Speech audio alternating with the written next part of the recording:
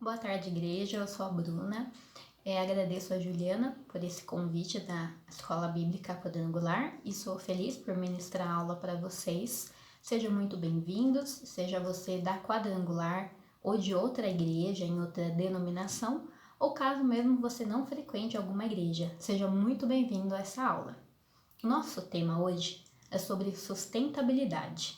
Mas afinal, o que é sustentabilidade? Sustentabilidade é a tentativa de manter o nosso futuro em si, porque é tentar manter um equilíbrio entre as coisas que a gente tem da natureza como oferta e a nossa demanda. Porque, por exemplo, atualmente a gente consome muito mais do que a natureza pode nos oferecer. Por isso que a sustentabilidade vem, para tentar manter esse equilíbrio entre as coisas que a natureza nos dá e as coisas que a gente realmente precisa, uma coisa de necessidade mesmo, não de consumismo. Um exemplo de ser sustentável são coisas básicas, por exemplo, apagar a luz quando sair, economizar água, plantar árvore, flores, e por aí vai. É uma coisa bem simples, mas que vai decidir o nosso futuro. Sustentabilidade é onde você faz alguma coisa e não prejudica a natureza. Como exemplo dos cadernos, eles fazem as folhas, só que eles replantam as árvores que eles usam para fazer essas folhas. Sustentabilidade. O que é sustentabilidade? Eu acho que tem a ver com sustentável, ser consciente com as coisas do meio ambiente. Eu acredito que seja isso. Com mais detalhes, agora o professor Chayenne vai nos ajudar com essa explicação. Olá, eu sou o professor Chayenne Martini e a pedido da Bruna eu estou aqui para bater um papo com vocês sobre economia e sustentabilidade, impactos na economia e essas questões, como elas vêm sendo tratadas. Na verdade, por muito tempo essas questões foram relegadas a um segundo, terceiro plano. Só mais recentemente é que começou a haver uma preocupação da interação do homem com a natureza. A princípio, o homem utilizava a natureza como um meio de sobrevivência, então existia uma relação harmônica ali, na medida em que ele só extraía o que ele precisava. Depois, da Revolução Industrial, a natureza passou a ser uma mercadoria, os recursos naturais passaram a se tornar uma mercadoria e a serem explorados indiscriminadamente. E isso gerou e leva a um desequilíbrio planetário global. Assim entendemos que a sustentabilidade é a capacidade de equilíbrio entre as necessidades humanas e a preservação dos recursos naturais, considerando as futuras gerações. Com isso, você possibilita o sustento, a conservação de um processo ou sistema. Com isso, você possibilita o sustento, a conservação de um processo ou de um sistema. Temos diversos tipos de sustentabilidade, mas vamos nos restringir a alguns deles aqui, ok? Mas o que isso tem a ver com o cristão? Se você é da máxima de que nós não vamos ficar aqui, então não precisamos cuidar desse mundo, saiba que Deus nos colocou aqui para justamente cultivar, cuidar desse mundo. Em Gênesis 1:28, a palavra dominar significa cuidar, pois vem da palavra hebraica emesled. A visão que Deus tem sobre poder é bem diferente daquela estabelecida pela humanidade. Nós somos sustentáveis porque Deus nos deu isso como uma missão. Você percebe como a sustentabilidade está diretamente relacionada às palavras sustentar, apoiar, conservar, e como isso está diretamente relacionado a um cristão? Veja, se você me dá um presente, uma planta, eu não vou maltratá-la, eu vou cuidar, vou estimar dela e despertar o melhor do seu potencial, respeitando-a. É a mesma coisa com o presente que Deus nos deu. Desrespeitar o meio ambiente é desonrar o próprio Criador. Entendeu o que é sustentabilidade? Qualquer dúvida, coloque nos comentários e nós iremos te responder. Se a sustentabilidade é de Deus, como que se deu esse desequilíbrio? Com a entrada do pecado, muitas coisas mudaram. Deus preparou um lugar perfeito para o homem. As plantações se irrigavam, o homem se alimentava da vegetação.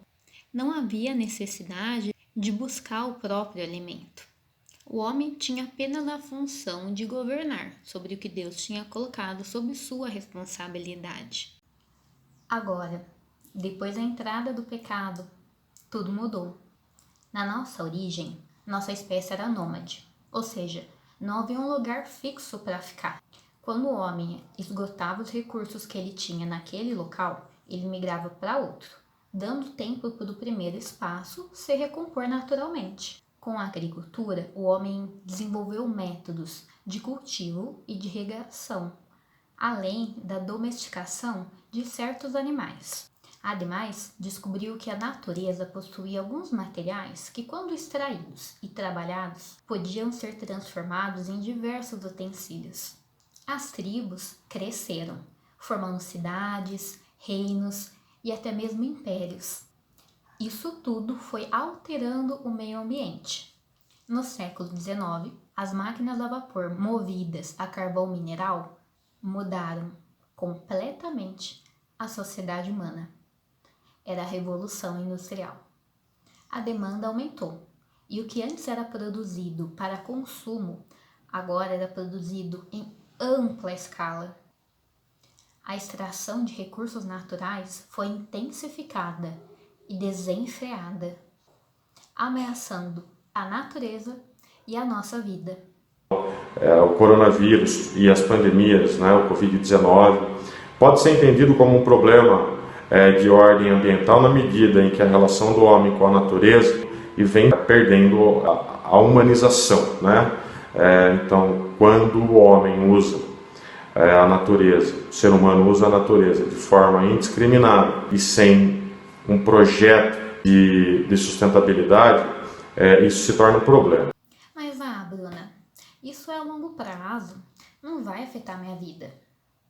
Meu amado, minha amada, isso já está afetando diretamente a você e a todos aqueles que você se importa.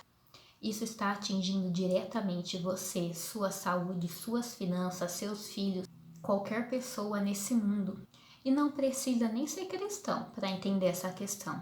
Veja, em 87 foi publicado o relatório Our Common Future, o nosso futuro comum, que é elaborado pela Comissão Mundial do Meio Ambiente e Desenvolvimento, criticando os países industrializados pela incompatibilidade dos padrões de produção e o consumo vigente. Culminou-se a célebre frase: desenvolvimento sustentável é satisfazer as necessidades presentes sem comprometer a capacidade das gerações futuras de suprir as próprias necessidades.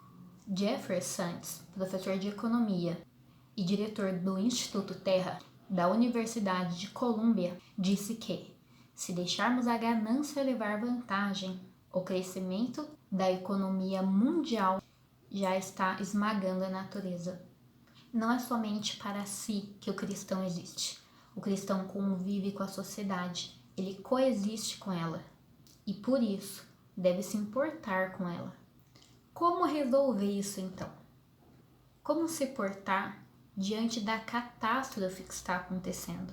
Tem muitas formas de atuarmos, entre elas os 5 R's. Eles se baseiam em reeducar, reutilizar, repensar, reduzir, reciclar. Você está se educando ao assistir esse vídeo, o que é ótimo. Agora, o cristão deve repensar sua postura em todos os aspectos. Como podemos trabalhar para essas mudanças acontecerem? Com a alimentação, por exemplo. O cristão é conhecido, infelizmente, como alguém que come muito, sendo que a Bíblia nos ensina justamente o contrário. Deus orienta uma alimentação balanceada e sustentável. A alimentação faz muita diferença na sustentabilidade. Só de preferirmos comer mais sementes, mais legumes do que a carne, já faz muita diferença. No Brasil, temos mais bois que pessoas, do que carros. Carros poluem sim, mas criação de gado também. After energy production, livestock is the second highest contributor to atmosphere-altering gases. Nearly 1/5 of all greenhouse gas is generated by livestock production. Além da quantidade absurda de água para produzir a carne. I found out that 1/4-pound hamburger requires over 660 gallons of water to produce. Here I've been taking these short showers trying to save water, and to find out just eating one hamburger is the equivalent of showering 2 entire months. So much attention is given to lowering our home water use, yet domestic water use is only 5% of what is consumed in the U.S. versus 55% for animal agriculture. That's because it takes upwards of 2,500 gallons of water to produce 1 pound of beef. A alimentação com menos carne vai ajudar a sua saúde. Segundo a pesquisa de Oxford, a alimentação vegetariana pode reduzir o seu risco de doença cardíaca em até 1/3. Não comer carne não é um retrocesso, como os muitos pensam. Na verdade, as grandes civilizações começaram com a descoberta dos cereais. Throughout human history, all large, successful populations of people have obtained the bulk of their calories from starch. I'm sure lots of examples are popping in your mind. You're thinking about the Aztecs and Mayans, the people of the corn. And you look at the Incas, they lived on potatoes. And if you go to the Middle East, these people are from the bread baskets of the world. In Asia, I think most people can relate to the rice-based diets. Calma. Você não precisa se tornar vegetariano. Mas se você reduzir o consumo de carne que você consome hoje, vai ajudar muito na sociedade. Ainda na sustentabilidade em educar, pensar sobre os políticos que nós escolhemos, acompanhar o que eles têm feito, vai fazer muita transformação também. Como está o desmatamento de nosso país? Podemos também, em reutilizar, reduzir o consumo de plásticos que utilizamos. Veja, os plásticos estão presentes em tudo nas nossas vidas. E usamos eles literalmente toda hora. O seu descarte indevido, o seu descarte errado atrapalha a vida de todos. Desde a sustentabilidade, desde o meio ambiente, até a nossa alimentação. E mesmo que você não perceba, ele atinge diretamente a sua saúde. Mais que 95% do lixo das praias se dá no plástico. Reutilizá-lo é uma medida que pode transformar o mundo. E não pense que você é muito jovem para isso, que você é muito jovem para fazer a diferença. Ajudar, transformar é possível em diversas escalas. Conheça esse jovem da empresa Scan. Olá a todos, eu me chamo Leonardo Miranda. Eu sou fundador da Scan, que está em desenvolvimento juntamente com a empresa Júnior de Engenharia, a Fator Júnior, que pertence à Universidade Federal de Itajubá. Gostaria de agradecer a Bruna e ao Chayenne pelo convite. A Scan, ela surgiu ano passado através de uma ideia que eu tive em um programa de empreendedorismo, que é uma lixeira inteligente que permite que você recicle e receba em troca disso no seu aplicativo. E aqui, os resíduos nós destinaríamos para a produção de geração de energia elétrica, através do lixo, a produção de adubo, de artesanato, de roupas, enfim. Mercados que a gente consegue trabalhar com o lixo. E além disso, a gente também tem em mente um programa para distribuir energia elétrica para famílias que não possuem acesso a ela. Essa lixeira ficaria em centros, em shoppings, em parques e etc. O lixo que a empresa gera, a Scan seria responsável por pegar esse lixo, transformar em energia e então descontar uma porcentagem ali do tanto que a empresa gasta em energia. A Bíblia nos ensina também a ensinar isso para as crianças. Então, se você é responsável por alguma criança, saiba que é a sua responsabilidade torná-la um bom cidadão. Por isso, ensine-as a separar do lixo, explicando para ela a diferença de cada um, para onde que ele vai. Ensine a sua criança a não desperdiçar água. Pode até ter uma competição, quem toma banho corretamente, mas com menos tempo na casa. Além de ser uma boa brincadeira, é uma excelente forma de educar. Ensine a criança a compartilhar os brinquedos, conservar os brinquedos, tornando ela mais altruísta e consciente. Ensine a criança a economizar energia, desligando a lâmpada, desconectando as tomadas. Use as plantas e faça uma horta na sua casa. A criança vai ter o contato com o meio ambiente e você vai ter uma alimentação muito mais saudável. Na descrição do vídeo eu coloquei um link que ensina as crianças sobre sustentabilidade de uma forma que a linguagem seja bem apropriada para elas. Repense e reduza o seu consumo. Também há links sobre reciclagem aqui abaixo no vídeo. Esse assunto é muito longo, dá para vários capítulos de estudo, mas o importante é deixar claro que o consumo desenfreado pode provocar e vai provocar riscos para a sua vida e para toda a sociedade, atingindo todo o meio ambiente. Se preocupe com isso. Se preocupa como cristão, não só o tamanho de medida de uma roupa, mas como aquela roupa foi produzida. Não basta eu estar comportada com a vestimenta adequada, mas ter consciência de que a minha roupa não veio de forma barata pela dor de outro ser humano.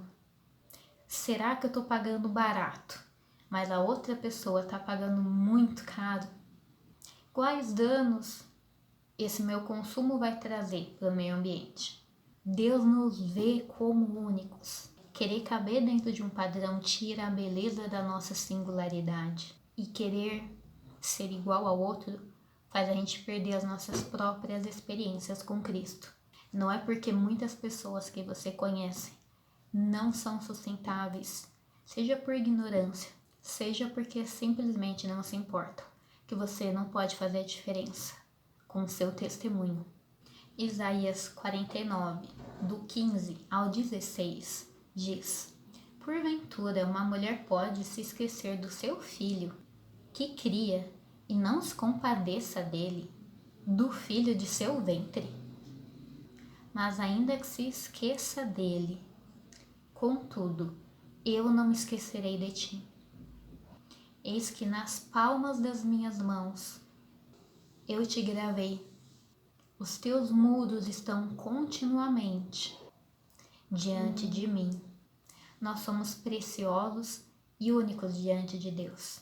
Eu sei que é bem fácil a gente esquecer isso, principalmente quando vem sofrimento. Mesmo que respondamos de forma bem similar aos eventos que acontecem na nossa história, ainda assim somos únicos. Deus nos vê como únicos. Lembre-se que o egoísmo e o egocentrismo está provocando a nossa destruição. A fome e sede pelo poder está destruindo vidas, e que cuidar da natureza é cuidar da sua casa. Por fim, aprendemos o que é sustentabilidade, como ela nos afeta e o que podemos fazer para promovê-la.